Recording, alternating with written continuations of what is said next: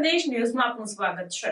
લુણાવાડા તાલુકાના વિંઝોલ ખાતે એનઈપી 2020 વિશે એક દિવસીય પરિસંવાદનું આયોજન કરાયું। શ્રી ગોવિંદ ગુરુ યુનિવર્સિટી વિંઝોલના યશસ્વી કુલપતિ ડોક્ટર પ્રતાપસિંહજી ચૌહાણની પ્રેરણા અને પ્રોત્સાહન વડે અને તેઓના અધ્યક્ષ સ્થાને તથા કુલ સચિવ ડોક્ટર અનિલભાઈ સોલંકીના નિર્દેશનમાં ગોવિંદ ગુરુ યુનિવર્સિટીના આઈક્યુએસી વિભાગ અને વિદ્યાભારતી ઉચ્ચ શિક્ષા સંસ્થાનના સંયુક્ત ઉપક્રમે bridging policy and practice realistic strategies for implementing NEP 2020 વિશે એક દિવસીય પરિસંવાદનું આયોજન કરાયું હતું, જેમાં યુનિવર્સિટી સંલગ્ન કોલેજોના 400 જેટલા આચાર્યો, આઈક્યુએસીના સંયોજક તેમજ સિનિયર પ્રોફેસરોએ હાજરી આપી હતી, જેમાં વિદ્યાભારતી ઉચ્ચ શિક્ષા સંસ્થાનના ઓર્ગેનાઇઝિંગ સેક્રેટરી કે.એન. રઘુનંદનજીએ ઉપસ્થિત શિક્ષાવિદોને એનઈપીના સ્વરૂપ, ઉપયોગિતા, પ્રસ્તુતતા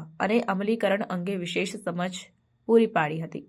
કુલપતિ પ્રતાપસિંહજી ચૌહાણ સાહેબે કાર્યક્રમની પ્રાસ્તાવિક ભૂમિકા અને સ્વાગત પ્રવચન કર્યું, જેમાં યુનિવર્સિટીએ માત્ર 9 વર્ષના ગાળામાં તમામ ક્ષેત્રે જે અભૂતપૂર્વ વિકાસ કર્યો તેની માહિતી પણ પ્રસ્તુત કરી હતી।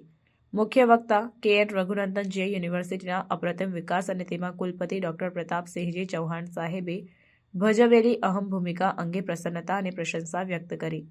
પરિસંવાદના આયોજનને સફળ બનાવવા માટે યુનિવર્સિટીના આઈક્યુએસી વિભાગે ખૂબ જ જહેમત ઉઠાવી હતી। રિપોર્ટર હરિપ્રસાદ રાવલ।